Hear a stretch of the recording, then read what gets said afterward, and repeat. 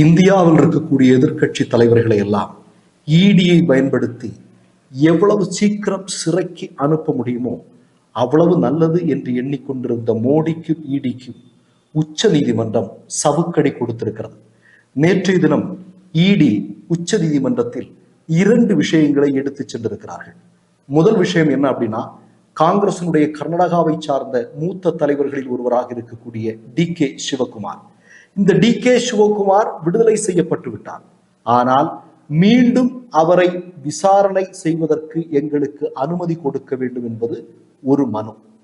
2வது மனு என்பது, இடி ஒரு நபரை கைது செய்யும் போது கடைபிடிக்க வேண்டிய விதிமுறைகளில் சில மறுபரிசீலனை செய்ய வேண்டியது இருக்கு, அதுக்கு நீங்க அனுமதி கொடுக்கணும் அப்படின்னு சொல்லிட்டு உச்ச நீதிமன்றத்திற்கு சென்றிருக்கிறது மோடியினுடைய இடி. இந்த 2ஐயும் தூக்கி குப்பை தொட்டியில் போட்டிருக்கிறது